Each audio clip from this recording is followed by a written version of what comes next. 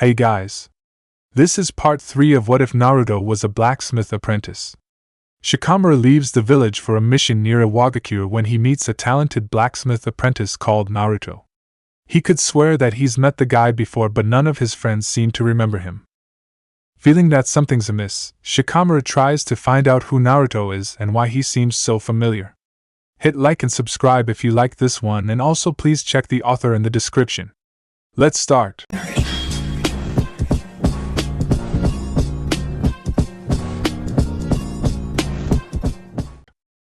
Chapter 6. Let me recap this. Tsunade began with a deep frown etched into her face. When you arrived at the smithy, the boy was already gone, but you, Shikamaru, deducted that he has a friend in the land of wind who's helping him out? Yes, Asuma-sensei confirmed. It isn't unlikely that Naruto may be seeking refuge at his friend's place if he has suspected our onset. The Hokage sighed. Well, I guess it's good to know that there's someone who could lead us to him. But how the hell are we going to find his friend? The land of wind is almost thrice as big as the land of fire. It could be anyone. Shikamaru shrugged and longingly looked towards the chairs in front of Tsunade's desk. He'd like to sit down, lean his head back and close his eyes for a little while. But they had to finish this report before he could finally return home to take a relaxing shower and sleep until the next day. For now, we're only keeping it in our minds as an afterthought. The knowledge that Naruto has a friend in the Wind Country is enough to start searching for him. He's probably visited him quite a number of times already. During his stay in the smithy, he must have taken the fastest route to reach his destination. Therefore, he must have passed through the land of rain, he explained. I understand, his father retorted as he scratched his beard, absorbed in thought. Grateful that both their minds worked in the same lanes, Shikamaru let Shikaku elaborate. While the Wind Country is huge, the Rain Country isn't. The border between the two only encompasses a small area. He must have stayed at an inn at the side of wind every now and then. After all, he is forced to pass through rain very quickly because they don't allow foreigners to stay for long. Tsunade grinned in that predatory way that made Shikamaru almost feel sorry for Naruto. Since she's been saddled with the job of the Hokage, she made sure to take her frustrations out on other people. Shikamaru had been told that she'd always been a little rough around the edges, but that it had only grown worse ever since she'd taken on her current position. It seemed like she pretty much hated everyone in the village save for her assistant Shizen. Different rumors existed about why she had accepted the job in the first place when it was obvious that she hated it. But he never paid the gossip any mind. He'd just stay out of her way and try to live as comfortable as possible. Getting yourself on Tsunade's shit list was only a foolproof way to lead a troublesome life. So if we ask around the inns at the border, we are bound to find someone who's seen him before and may have some further clues about him, she reasoned. By her determined nod, Shikamaru could tell that she's already formed a plan inside her head. We will form a team to interview the inn owners. But first, we have to contact the Kazekage. As much as I'd like to march into wind without further ado, it'd be best to have his approval for such a big operation so we can prevent facing any resistance there. His father nodded in satisfaction. Shikamaru knew that he must be relieved that she didn't opt for more offensive methods to go about this mission. Tsunade wasn't dumb, far from it, but she was a little too passionate for politics. It often gave Shikaku intense headaches. I agree. We do not need to strain our relationship with Suna even further, the strategist endorsed while the other three ninja remained silent. Not even Kakashi opposed to the plan, even though he undoubtedly wanted to capture Naruto as soon as possible. But the man was a seasoned shinobi, and would therefore know how dangerous it'd be to be anything less than careful in the deserts of the Wind Country. Konoha's relationship with Suna was difficult to say the least. It could be worse, Shikamaru figured, considering that they had attacked their home about 4 years ago in the middle of the Chunin exams. Although Suna had been deceived by Orochimaru, it was a miracle that no one had started a war over that affair. But since both villages had lost their Kages, they had probably been too wounded to attempt to attack each other. Still, Konoha had been lucky that a third party hadn't used their weakness to assault them at that time. Tsunade's quick installment, and her notorious reputation did probably have a lot to do with that. Shikamaru was pulled out of his musings when Kakashi chose to speak up. How much you are planning to tell him?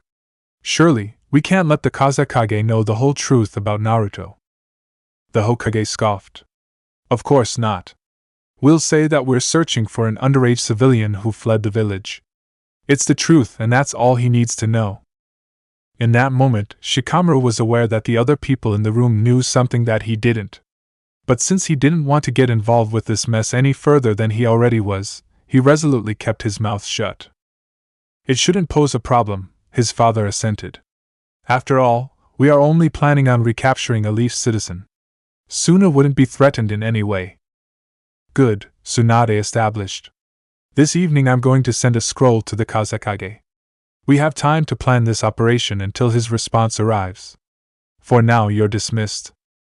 Relieved, Shikamaru was about to leave the room with the other two men, already looking forward to his soft bed, when the Hokage called, "Not you, Shikamaru. We've got something to talk about."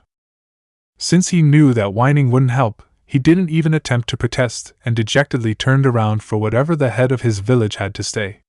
The calming presence of his father reassured him a little. "Sit down," Tsunade ordered. Shikamaru obliged.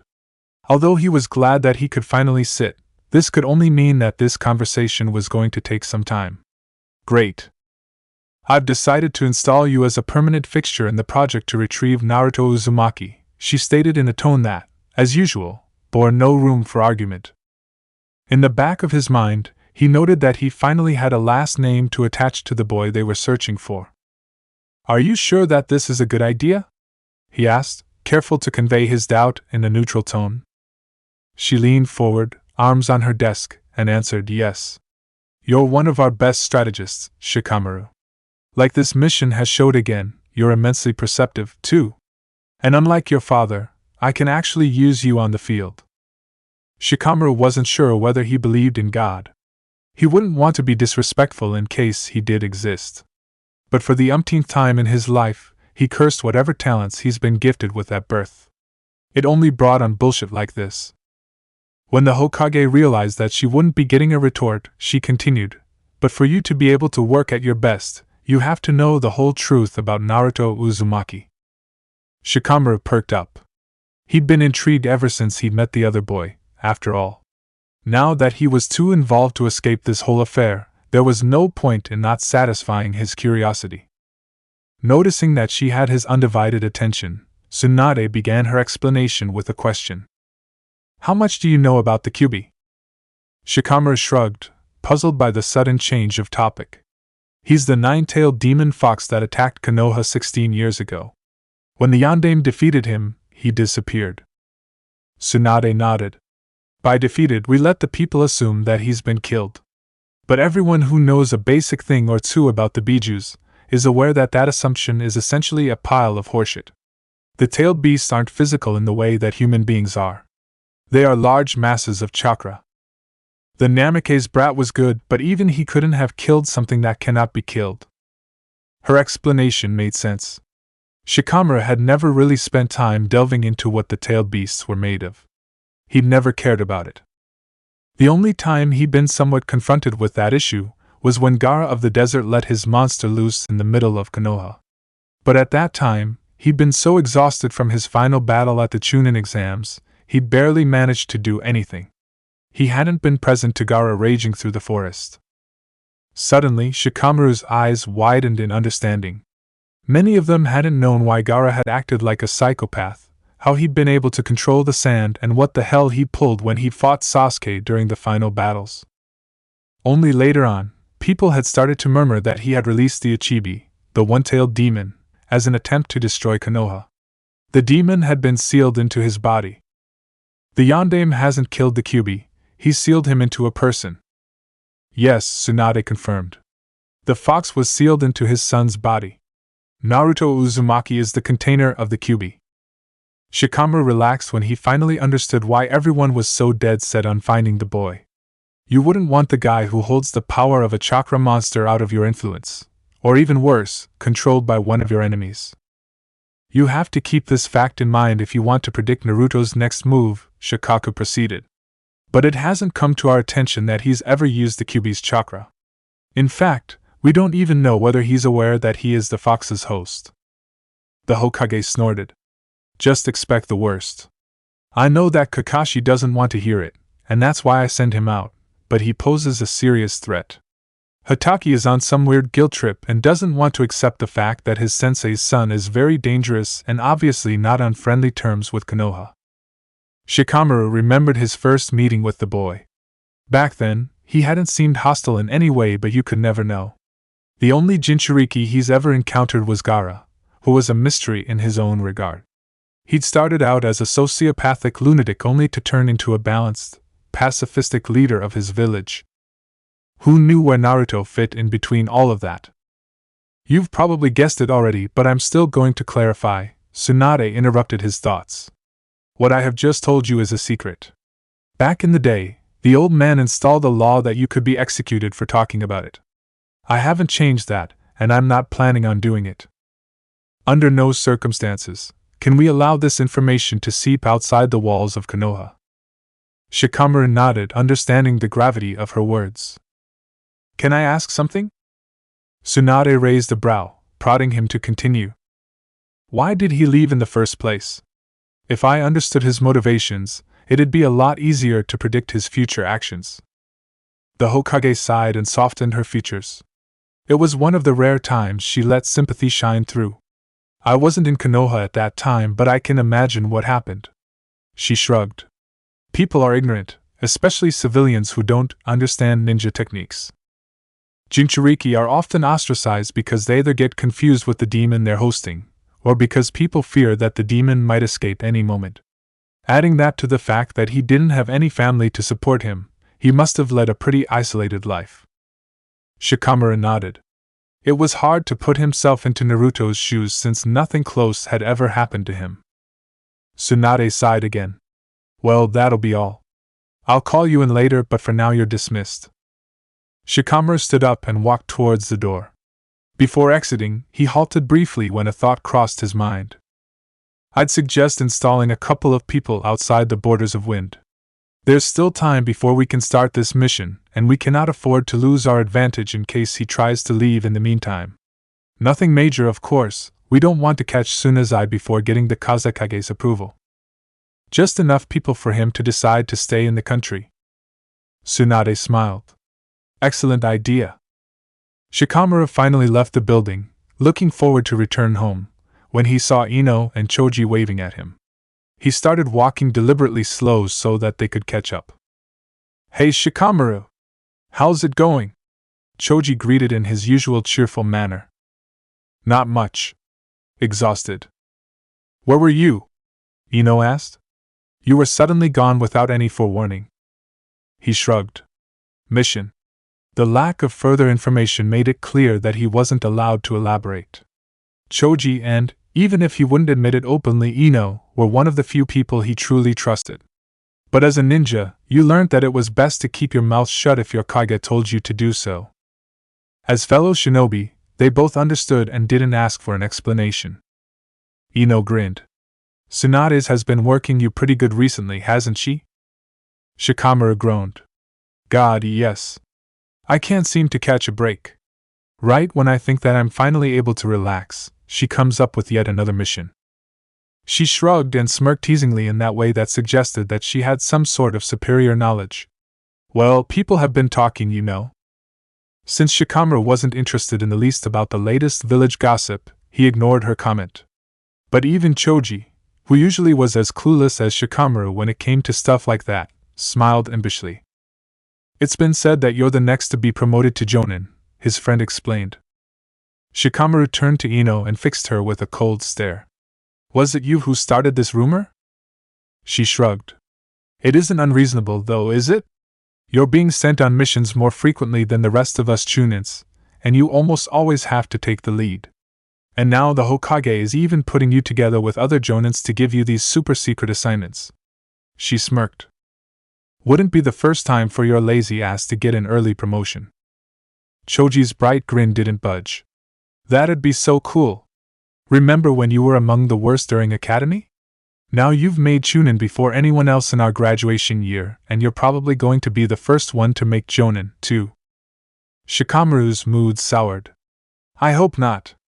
I can barely manage the current workload. The girl laughed. Oh man, Niji's going to be pissed when he finds that out. He frowned.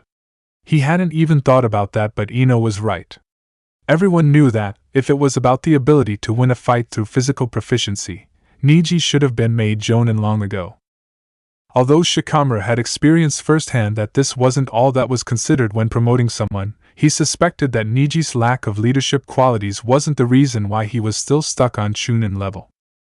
The sad yet hilarious truth was that Tsunade couldn't stand Niji's guts. Shikamaru wasn't just recently struck by the realization that you shouldn't mess with the Sannin.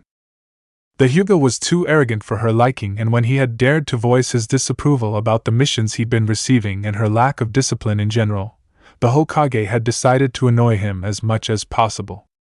But it was only after the Hyuga clan had tried to badger her into promoting their prodigy when Niji has ironically lost all possibilities of being promoted in near future. Tsunade didn't take well to people attempting to pressure her.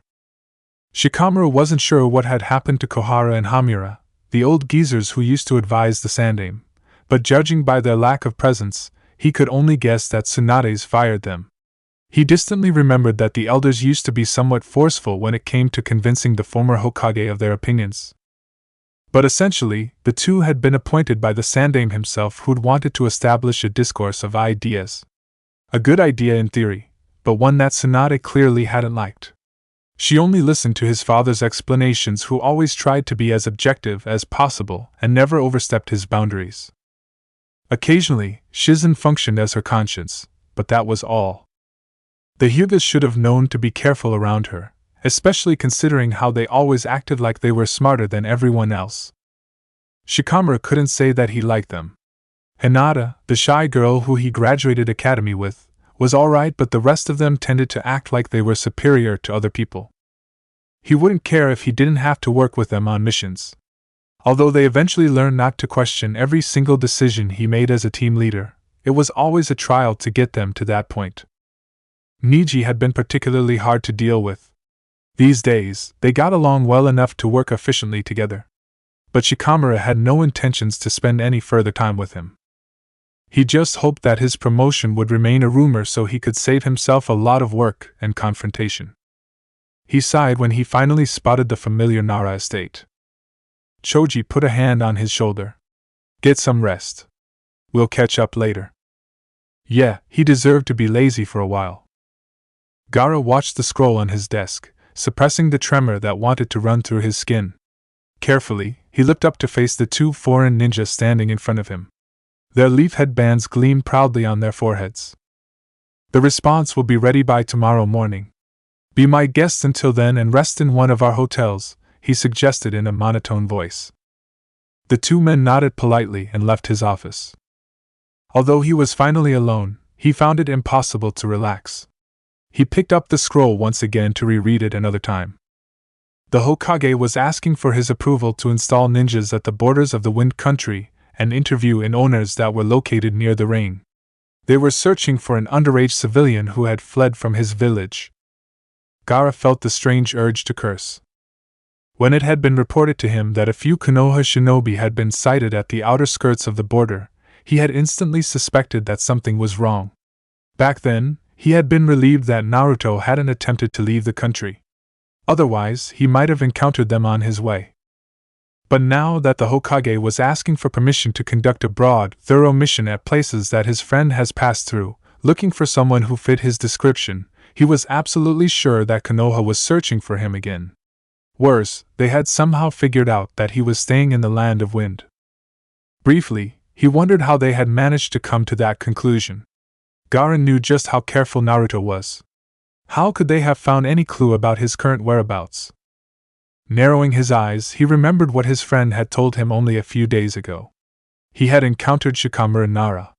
It was the boy who always seemed so unassuming and harmless when the Hokage sent him over. But Gaara knew that immense intelligence and perceptiveness hid under that inconspicuous facade. Damn it! He should have taken Naruto more serious when he had told him that he'd met Nara. However, because his friend tended to overreact on a regular basis, he predicted no danger. But it had begun again. Gaara had only experienced one single chase until now. It had been only a couple of months after they had first met. At that time, Naruto had left for the Land of Water, a place he had never visited before. When he'd arrived there, he'd started working at a boat renting service at one of the many islands. Naruto had said to him that he'd liked living near the sea. His friend had once told him that he'd been the happiest while working for a fisher at the coast of the Land of Hot Water for over a year. But he hadn't stayed at water for a month when he was already discovered by Konoha shinobis. At that time, he had fled to Tsunade because their strained relationship to Konoha kept the village free of the Leaf's shinobis. That had been the end of an arduous flight he had only heard of. Now he was about to experience one of these manhunts. Abruptly, he stood up. He couldn't allow losing any more time. He had to contact Naruto and inform him of Konoha's plans. After hiding the scroll under his clothes, he quickly exited his office and the building. Luckily, it was night and not many people were on the streets. He always had to be careful not to catch anybody's eye when visiting Naruto. It only took him half an hour to arrive. His friend had moved into a hotel in a big village near Tsunade.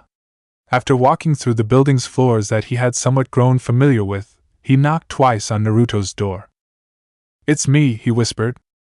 The door opened a crack to reveal his friend's tired expression. "Gaara? Did something happen?" "Let me in." Naruto obliged and closed the door behind him after Gaara entered the room. He decided to get straight to business. "You were right. Konoha knows you're here." The boy's face paled visibly, which was a feat considering the pallor he had acquired during the last weeks of self-induced confinement. So the ninjas that were spotted across the border a few days ago hadn't been there coincidentally? Gaara shook his head. "I don't think so, no." He passed Naruto the Hokage's scroll. "They're planning on interviewing the inn owners near the Rain border and installing some guards on the other borders. They want to trace me while I am trapped and unable to leave the country," Naruto realized.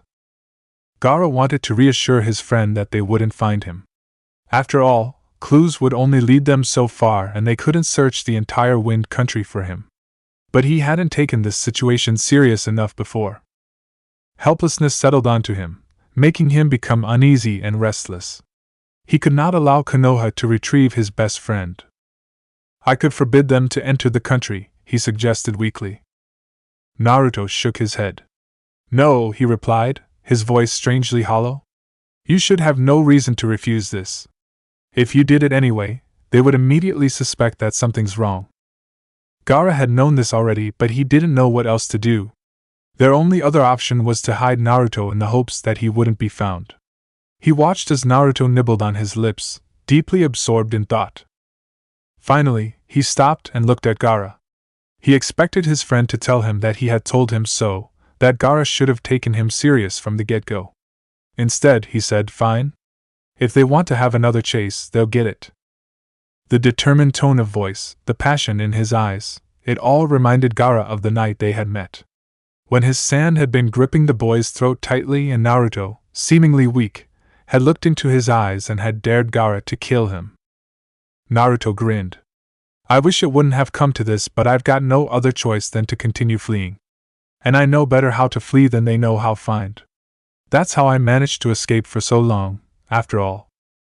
"Naruto." "HM?" The boy perked up. "Remember when you told me that you will inevitably become strong if you are the only one you can count on, or else you will die?" Naruto nodded. "I still stand by that. You know that I always stand by my word." "Well, I don't care how strong you are. I will not allow you to only count on yourself. You know that I have your back whether you like it or not." A bright smile once again spread over his friend's face. "Good. I've already got some ideas. This isn't my first chase, after all. Are you ready for the first step of my genius plan?" Gaara nodded in determination. "First, you have to get me women's clothes and a lot of coffee." Chapter 7. It looked like a bird's head, Shikamaru decided, as he kept on watching the large, pure clouds pass by. With a sigh, he closed his eyes and savored the moment, one of the rare quiet ones these days. Although he'd hoped that his schedule would clear up once he'd returned from the land of Earth, he'd actually known that life would continue staying busy for a while. After all, Naruto Uzumaki hadn't been retrieved yet. The mission hadn't been completed. He'd been proven right. Just a few days after he had been made a permanent fixture in this project, he had been called to the Hokage's office once again. Without further ado, she told him that she'd decided to install him as the leader in the upcoming mission to find Konoha's Jinchuriki in the Land of Wind. Shikamaru had been shocked. He tried to argue that he didn't have enough experience in handling such an important task, but Tsunade hadn't let herself be swayed. She'd curtly explained that they needed a gifted strategist to organize and lead a relatively big team of ninjas. Since strategizing was his specialty, he'd already been in the pool of shinobi to choose from. The fact that he was familiar with Naruto's status as the Jinchuriki and lacked emotional involvement had sealed the deal. He really started to hate Naruto Uzumaki. The boy only brought on work. Even this little moment that he believed to have for himself wasn't meant to last. The shadow that fell over his face obscured his view of the clouds. When he looked up, he was met with the familiar faces of Kiba Inuzuka and Shino Aburame. When Kiba sat down on the soft grass, Akamaru quickly rushed by to lay his furry head on the boy's thigh. But the dog remained alert, which meant that he, like Shikamaru, felt the tension hanging in the air. These two weren't just paying him a visit for the hell of it. When Shino sat down next to his teammate, Shikamaru shifted and looked up to the clouds again. He should talk with them so whatever problem they had could be solved. But being the lazy ass that he was, he preferred to procrastinate. Unsurprisingly, Kiba was the first one to break the silence. No one, much less an Inuzuka, was patient enough to exhaust Shikamaru's bottomless well of laziness. "You have to put Hinata on the team," the boy blurted out. Shikamaru merely raised one thin eyebrow. "What are you talking about?" Kiba snorted and Akamaru imitated him not long after. But before he could respond, Shino said, "You don't have to play dumb any longer, Nara. That might have worked during our academy days, but we know you far better now." Shikamaru frowned. It was rare that Shino decided to voice his opinion. So this must be some important matter to them. "Well, you sure know more than I do right now. I've got no idea what you're talking about." Kiba rolled his eyes and Akamaru, feeling the boy's agitation, growled uneasily. "There's some big mission coming up, right?" "A search and retrieve kind of mission," Shino added. Shikamaru put on a mask of ignorance. "I'm just a regular chunin. If you want to have access to that sort of information, you'll have to ask the Hokage." "Except you're a chunin on the cusp of being promoted to jonin," Shino countered calmly. "Yeah," Kiba hissed, "we know that you're part of some big mission that'll bring you the promotion soon. The word's been going around since some time. Don't think we didn't notice how you keep on going in and out of Tsunade's office like it's your second home. Something's coming up, I can feel it." Shino, having noticed that Kiba was once again getting too passionate, carried on. "Many of us who are specialized on search and retrieval aren't getting any work right now. It very much seems like the Hokage is saving us up for a mission that is yet to come." Finally, the much-desired silence caved in and left Shikamaru to his thoughts. Their observations were spot on, not that he was surprised. Although he wasn't very close with either of them, it had always been obvious that Shino was intelligent, and Kiba had a good gut instinct. Besides, ninjas were paid to be observant. It helped that they all hung around in the same circles. News traveled fast. Remaining on his back, Shikamaru asked, "Hypothetically speaking, let's say what you've just told me is actually true. What has Hinata got to do with that?" "We know that Hinata's number of successfully terminated missions isn't making for a pretty balance sheet," Shino answered. "Hey," Kiba interrupted his friend, "you don't have to put it like that." Shino shook his head. "No. It won't help Hinata in any way if we sugarcoat this situation." His teammate looked like he wanted to object, but he bit on his lower lip and begrudgingly let Shino continue. "She just barely scraped by in the Chunin exams. Her success rate isn't working in her favor either. It seems like the Hokage is losing trust in her abilities as she is getting charged with less and less missions. Because of that, she's under even more pressure from her family, which only serves to diminish the little self-confidence that she has. As a result, her performance suffers even further. If now she was one of the few ninjas who weren't included in a mission that required the traits that she is supposed to specialize in, it will only bust the little sense of self-worth that she possesses. Shikamaru had never heard Shino Abirame talk this much in one go. He must be serious about this. Finally, he brought himself to sit up and to turn towards the two boys. What has that to do with me? Even if I was, hypothetically speaking of course, part of this alleged mission, how would I have any influence in who makes it on the team? Please do not insult our intelligence like that, Nara, Shino retorted coolly. We might not be you, but we're perceptive enough to notice when someone is the Hokage's most frequent visitor. Yeah. Don't take us for a fool, Kiba growled. You've got some sort of influence in what's going on. It only makes sense to put you in this position since it is your leadership qualities that have to be tested in order for you to be promoted to Jonin, Shino added. Shikamaru rolled his eyes. They were good, he had to give it to them. Let me get this right. You want me to put in a good word for Hinata so she gets to be part of a mission that she is not fit to be part of? Kiba stiffened. That's not true. Hinata has the Byakugan. She's got a natural talent for tracking. So has every other Hyuga. Only can they use their Kekkei Genkai much better than Hinata can. Kiba punched his fist into the earthy ground where it left a slight imprint of his knuckles. Hinata can handle her Byakugan just well. But that asshole clan of hers is constantly pulling her self-confidence down. That's why she's barely able to function when they're near. Shikamaru was pretty sure that Kiba was close to jumping at his throat. He contemplated binding the boy's shadow because he knew that the Inuzuka was too fast and too close to be blocked once he attacked. But then he would have to deal with Akamaru, Shino and the bugs. Still, he wasn't about to let Hinata be forced on him. No doubt had the girl potential, but that was of no use when she was too reluctant to fulfill it. Did you ever consider that she might just not be ninja material? He asked calmly.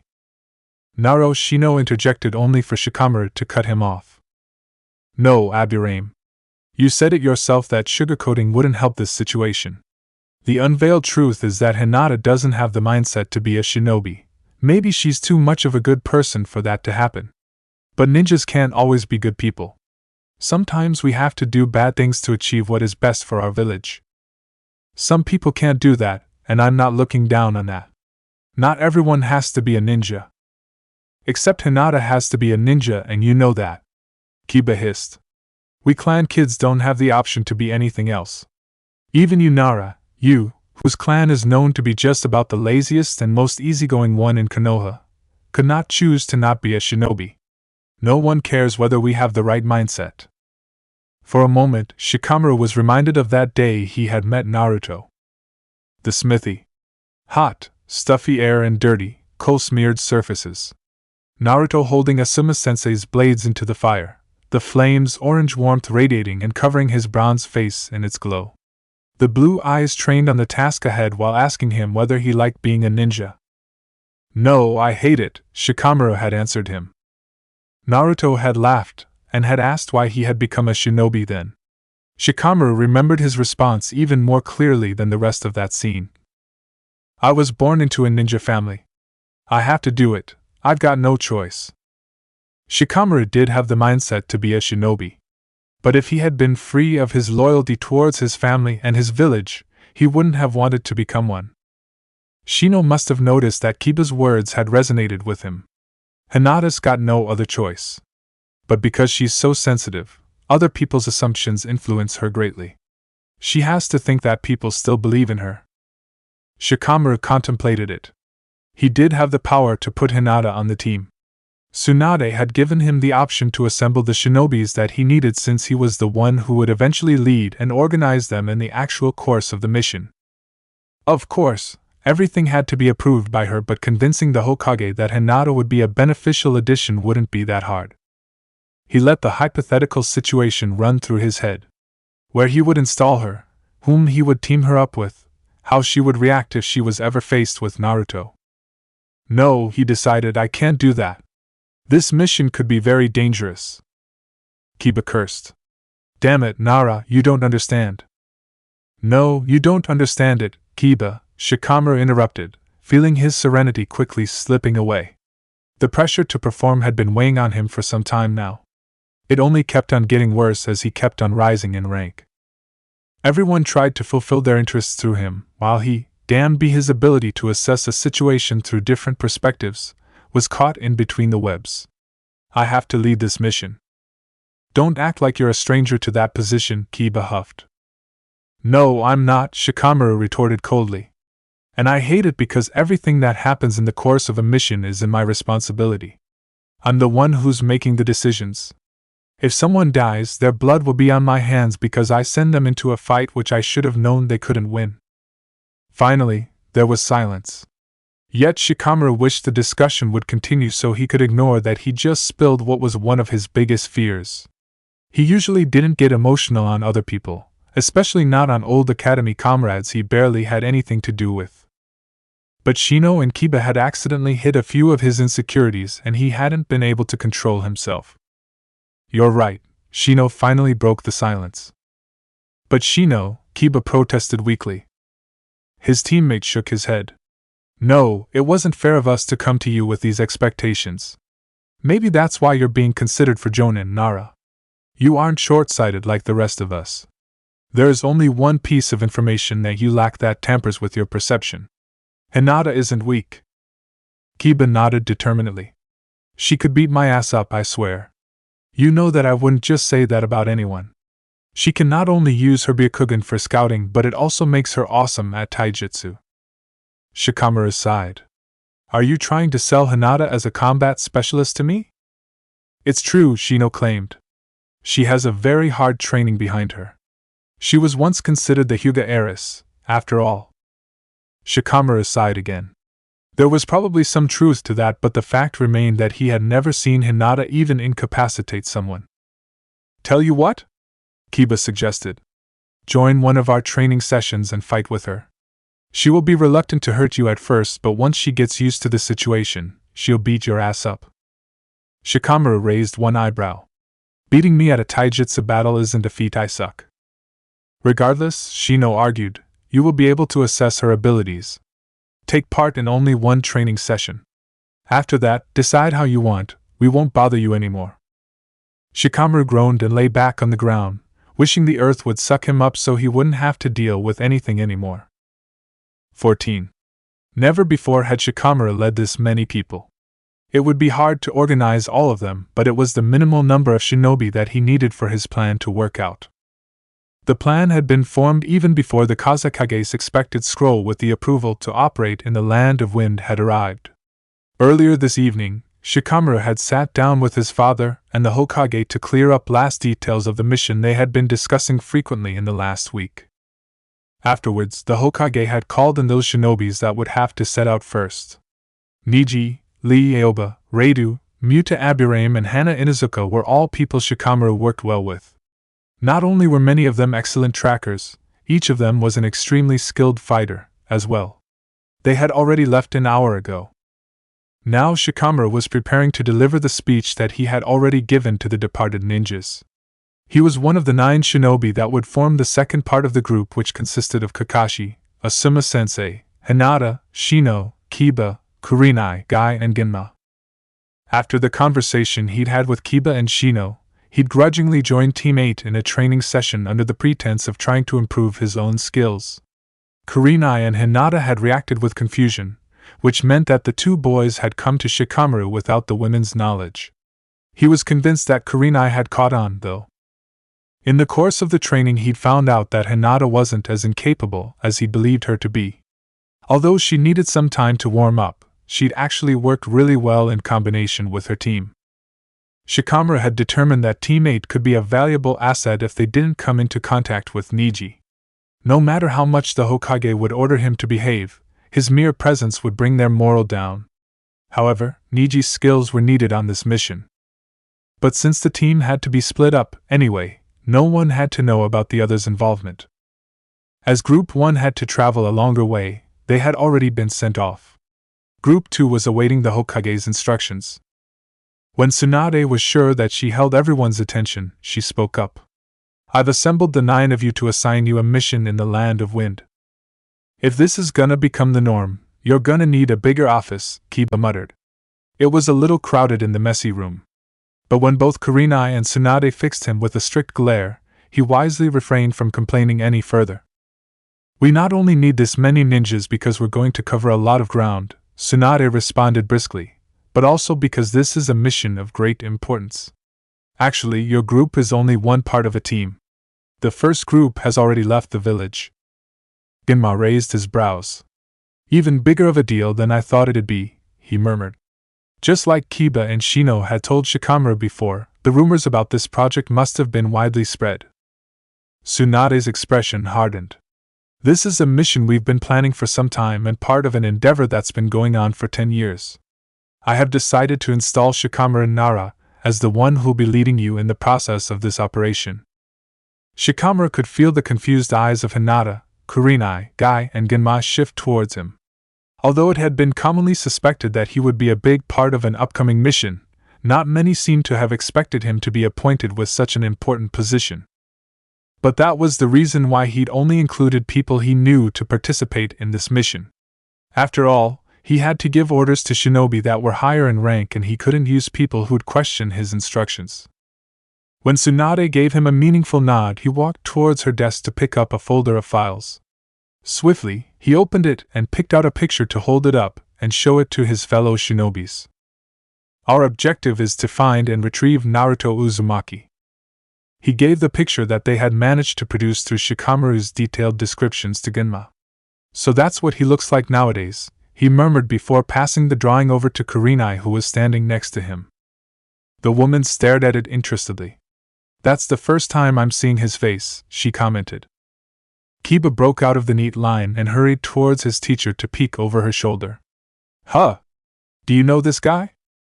He's a former citizen of Konoha, Asuma-sensei cleared up. Hinata and Shino visibly perked up, but unlike their impatient teammate, they waited for the picture to be passed on. Shikamaru discreetly looked towards Guy. He was surprised that the man hadn't shouted out anything about the power of youth yet. Usually, it was a near impossible to get the man to shut up. But at the moment, Guy was only watching his eternal rival from the corner of his eyes. Kakashi hadn't spoken up yet. What was visible of his face was completely unreadable. Shikamaru knew that the man had had enough time to perfect that expression since he had been kept updated while Shikamaru, Shikaku, and Tsunade had developed the plan. Again, it was Kiba's passionate voice that managed to interrupt his musings. Does that mean this guy is a nuke-nin? He asked, his face mirroring the disgust that he felt. Behind him, Akamaru started to growl nervously when he sensed the boy's agitation. Shikamaru suppressed the urge to snort. The mention of a nuke-nin never failed to drive a loyal shinobi up the wall. No, Tsunade responded. Like I've already told you, we've been searching for this boy for 10 years. He disappeared from Konoha before he even entered the academy. That's why some of you might not be familiar with him. We're confident that he's currently residing in the northeast of the Wind Country, Shikamaru carried on. We're not aware of his exact location. Asuma-sensei, Kakashi and I are going to research on his whereabouts once we arrive at the border between Wind and Rain. That way, we'll not only narrow his location down. Once he realizes that he is being tracked down, he will try to leave Wind. But by that time, we'll be awaiting him at the borders. What? All the borders? Kiba wondered. How big is the other part of the team? We're going to need a lot of people to keep track of that much ground. Shikamaru shook his head. Like I've already told you, our calculations suggest that he's residing in the northeast of Wind. But the directions he could flee towards are almost endless, Shino supported his teammate. I've studied the target's behavior through previous mission reports, Shikamaru countered. I'm confident that he'll try to leave the country as soon as he finds out about our arrival. Each time he's been detected before, he ran off as fast as he could. He seems to be too impatient to wait for the threat to pass. Our presence will make him too antsy to continue staying in Wind. We'll be guarding the fastest routes that lead out of the country. He will eventually pass one of them. Shino nodded, seeming to be satisfied with the answer he'd received. Shikamaru turned to Hinata, who started to stutter nervously when people's attention focused on her. What is it, Hinata? Don't be afraid to ask any questions. They're testament of your will to improve and speak volumes about your flames of youth," Guy exclaimed passionately. It was the usual Guy talk, but it had caught them off guard since the man had been silent until now. All that yelling only served to intimidate Hinata even further, but she eventually managed to get her question out. "How strong is our target? Since we're not only tracking specialists, I figured," she trailed off. Shikamaru nodded. "Good question. We don't have any detailed knowledge of Uzumaki's abilities." Which was half of the truth. While they knew that Naruto was the Jinchuriki of the Kyuubi, they had no idea whether he was trained in any form of combat. But most of the people who were involved in this mission were old enough to be aware of Naruto's special status. However, we have to be prepared for the worst-case scenario. Do not underestimate him, but keep in mind that it isn't our goal to kill him. We have to return him to Konoha without any lasting injuries. "No worries!" Guy shouted ardently. "The boy is still Leaf's citizen, after all. Nothing will be able to extinguish the flames of youth that are bound to burn in such a young soul." Everyone in the room collectively rolled their eyes. Shikamaru quickly returned to his speech before the man could grasp the opportunity to hold another cheesy, annoying monologue. "Finding the target will be the hardest part of the mission. He is a survival specialist.